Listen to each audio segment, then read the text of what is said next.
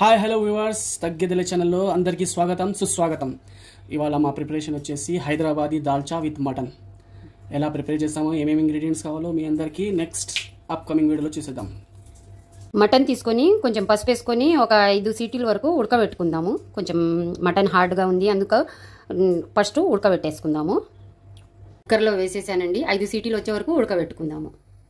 150 gram శనగపప్పు అండి, మంచిగా కడుక్కొని ఉడకబెట్టుకుందాము. ఇదిగోండి, పప్పు మంచిగా కడుక్కున్నాను. వాటర్ పోసాను, 1 కప్పు అంటే 1/2 లీటర్ పోసాను. ఇది తెల్లగా ఏందనుకుంటున్నారా? సొరకాయ ఇట్లా పీసెస్ కట్ చేసుకున్నాము. దీని మధ్యలో ఉంటుంది కదా మెత్తగా, అదేమో దూది లెక్క ఉంటుంది కదా, అది కట్ చేసేమో దీంట్లో పప్పులో వేసి ఉడకబెట్టుకోవాలి. ఒక 8 పచ్చిమిరపకాయలు ఇవి వేసి పప్పుని మెత్తగా ఉడకబెట్టుకుందాము. ఇదిగోండి, పప్పు మంచిగా మెత్తగా ఉడికిపోయింది. ఇక్కడ మటన్ కూడా మంచిగా మెత్తగా ఉడికిపోయింది. ఇంకా ఇట్లా అంటే ఇరిగిపోతుంది. మంచిగా మెత్తగా ఉడికింది, పప్పు కూడా ఉడికింది. ఇప్పుడు దీన్ని రుబ్బుకుందాము. రుబ్బుకొని మిగతా ప్రాసెస్ చూపిస్తాను. పొయ్యి మీద ప్యాన్ పెట్టుకొని ఒక 100 గ్రామ్ ఆయిల్ వేసానండి. ఇప్పుడు దీంట్లో ఒక 2 ఆనియన్స్ అండి, ఆనియన్స్ వేసుకొని మంచిగా కొంచెం గోల్డెన్ బ్రౌన్ వచ్చే వరకు వేయించుకుందాము. ఆనియన్ ఫ్రై అవుతుంది కదండి. ఇప్పుడు దాంట్లో ఒక 1/2 టీ స్పూను పసుపు వేసుకుందాము. మంచిగా ఆనియన్ని ఫ్రై చేసుకోవాలి. దాంట్లో నుంచి పచ్చి వాసన పోయే వరకు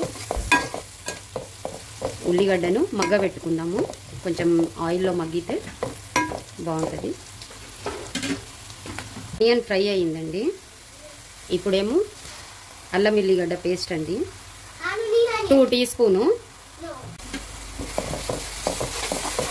అల్లం ఎల్లిగడ్డ పేస్ట్ వేసినాం కదా, దాన్ని కూడా మంచిగా పచ్చివాసన పోయే వరకు మంచిగా ఫ్రై చేసుకుందాము, వేపుదాము. ఫ్రెష్ అల్లం ఎల్లిగడ్డ పేస్ట్ అండి, చాలా గుమగుమ వాసన వస్తుంది. ఆయిల్లోకి వెళ్ళంగానే ఆ ఫ్లేవర్ ఇట్లా వాసన వస్తుంటే ఎంత బాగుంటుందండి. ఎల్లిగడ్డ పేస్ట్ మంచిగా ఫ్రై అయిందండి.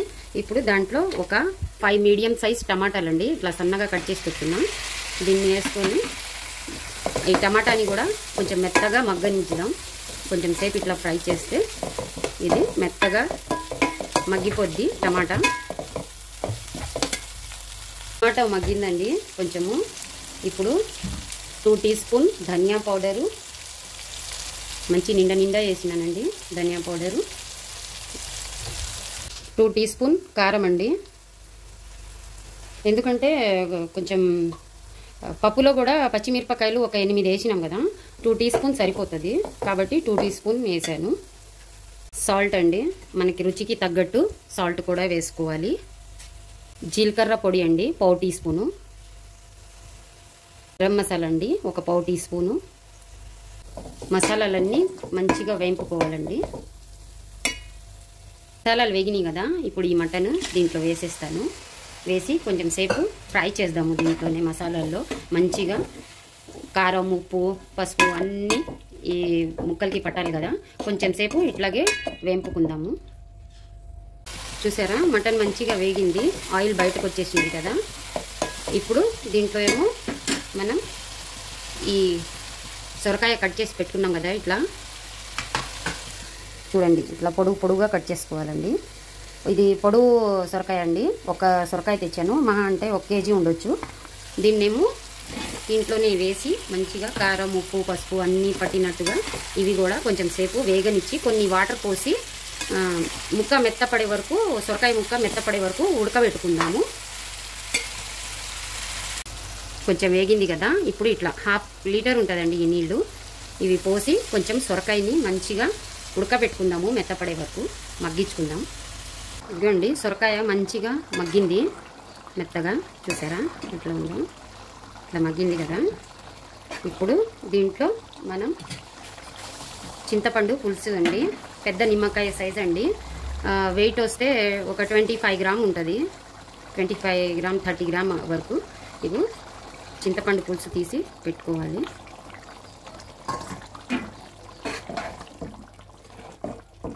మంచిగా ఉడికిపోయిందండి సొరకాయ. ఇప్పుడు దీంట్లోనే పప్పు, పచ్చిమిరపకాయలు, సొరకాయ లోపల ఉండేది మెత్తది, ఇది అది వేసి రుబ్బుకున్నాం కదా, ఇవి వేసి మంచిగా కలుపుకోవాలి. మనకి తగినంత వాటర్ పోసుకోవాలండి.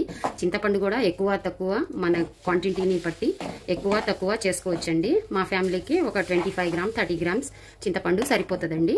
కాబట్టి నేను ఒక 30 గ్రామ్ వరకు తీసుకుని ఉంటాను. ఇగోండి ఇట్లా కలుపుకొని వాటర్ కూడా మనకి తగ్గట్టు పోసుకోవాలి. కొంచెం పల్చగా థిక్గా చేసుకునే వాళ్ళు కొంచెం నీళ్ళు తక్కువ వేసుకోవాలి. కొంచెం పల్చగా చేసుకుందాం అనుకుంటే నీళ్ళు కొంచెం ఎక్కువ వేసుకోవాలండి. చూసారా చాలా థిక్గా ఉంది ఇది. కాబట్టి ఇప్పుడు ఇంకో మిక్సీ జార్ అండి ఇది. ఒక 1 లీటర్ కంటే ఎక్కువే ఉంటాయి. 1.5 ఉంటుందండి. 1 లీటర్ పావు అన్ని నీళ్ళు పోసాను నేను. లీటరం పావు ఉంటాయి నీళ్ళు. ఇంకో ఇప్పుడు కొంచెం పలచబడింది. ఇప్పుడు దీన్ని బాగా మసలు పెట్టుకోవాలి. ఇంకా ఇందులో కూడా ఏమేమి వేయాలో చూపిస్తాను. కరివేపాకండి, మంచి వాసన వస్తుందండి, గుమగుమ. మంచిగా గుప్పెడు కొత్తిమీర, పుదీనా అండి. ఇవన్నీ వేసి మంచిగా కలిపి బాగా మసల పెట్టుకుందామండి. చాలా మంచి వాసన వస్తుంది. ఇప్పుడు కొంచెం మసలనిద్దాము. ఒక 5-6 మినిట్స్ ఉడకపెట్టుకుంటే చాలండి.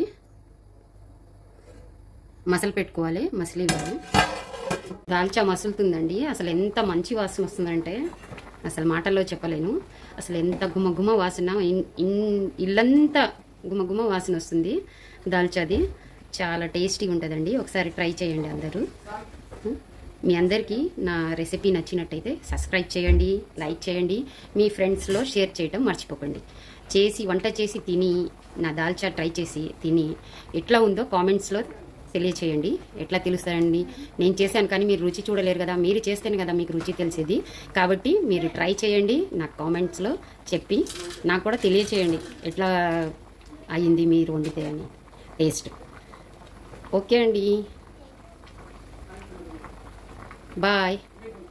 మళ్ళీ ఒక రెసిపీతో మళ్ళీ కలుసుకుందాము. బాయ్ అండి.